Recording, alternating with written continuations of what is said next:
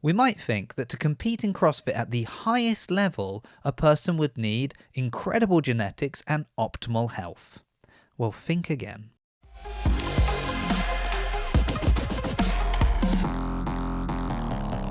Anyone who has ever attended a CrossFit class knows just how hard a workout can be.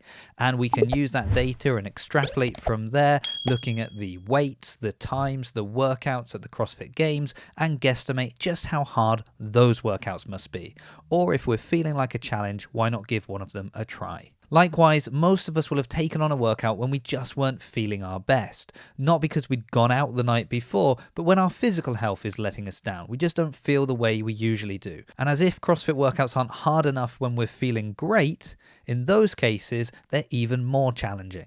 Now, when you think of an athlete you would consider unstoppable, we're probably thinking of people like Mat Fraser, Tia Toomey, unstoppable on the competition floor. But the athletes that I want to talk about in this video are unstoppable in a very different way, because they've overcome obstacles that many could use as an excuse to just give up. And so potentially these athletes are even more inspirational to the majority of people that do CrossFit. And so the first example I would point to, and maybe the one people are most familiar with, is that of Sam Kwant. Now, when we talk about competing at the highest level within CrossFit, well, Sam has been to the CrossFit Games multiple times, making his first appearance all the way back in 2016. He then finished 13th in 2019 and 2nd in 2020. Of course, we know 2020 was a bit of an unusual year at the CrossFit Games, with only the top 5 actually competing in person. Even so, it was an incredible surprise the following year when Sam failed to qualify for the Games, actually finishing 14th at the MAC.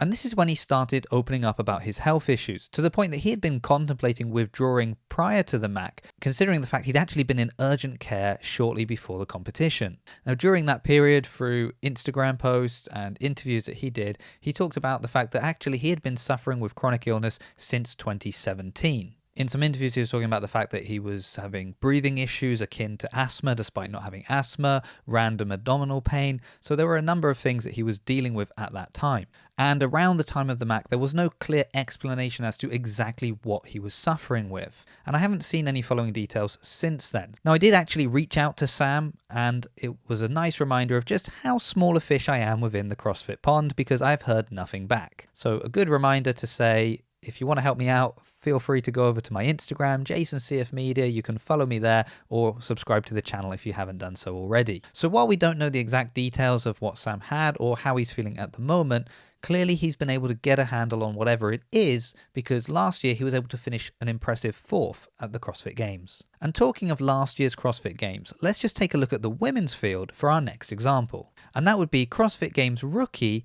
Elisa Fuliano. So Elisa qualified through Strength in Depth, coming 5th overall there, and she finished 35th at the CrossFit Games. So while that might not be the most impressive finish ever at the CrossFit Games, we know the level of fitness needed just to make it there speaks for itself, especially qualifying through Europe, that is a competitive field. Think that she actually had to beat former Games champion Catherine Davidsdottir just to qualify. But Elisa's case is very interesting, not just because she was relatively new to CrossFit anyway, not because she worked full time so was only able to train after work in a corner of the gym that was set aside for her, but maybe most impressively because Elisa suffers from rheumatoid arthritis. In fact, in the lead up to the Games, she was very quick to heap praise on her coach, who was excellent at adapting her training, particularly for days where maybe it was too painful to pick up a barbell. Now, you may have seen that Elisa was also competing at Wodapalooza last weekend, and I have actually been able to check in with her and see how she's doing.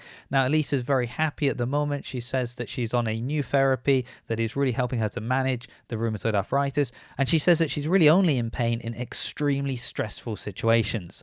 So it's a good thing that elite level competition is not very stressful. And finally, I'd like to talk about one of the hardest working men in CrossFit, an Instagram post that they recently put up, and how once again they're just showing sheer grit and determination that is unparalleled. And that is, of course, Colton Mertens. And I'm sure many would agree it's hard to find someone who works quite as hard as Colton Mertens, not just in their training, but all the other things they have to do around that. Few are waking up early in the morning and working on a farm, constructing their own pieces of equipment so that they can practice moving odd objects or things that they will only see showing up at the CrossFit Games. And I'm not going to talk about his height because I'm actually only a little bit taller than Colton myself. myself, so he just makes me look really bad at fitness with how good he is at things that favor shorter people and how well he does in things that favor taller people. Now, despite the many obstacles that Colton faces, he has been at the Games the last 2 years, finishing 31st and 32nd. Now, back in December, Colton took part in the very first ever Fit Wars, going up against Scott Tetlow and winning that.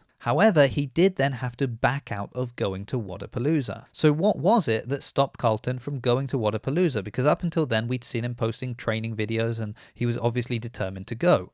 Well, he then put up this Instagram post. So in his Instagram post, Colton says, "I've been diagnosed with a rare autoimmune disorder. It mainly affects the brain, eyes, and spine." Now, I don't know about you, but I think the brain, eyes, and spine are pretty important.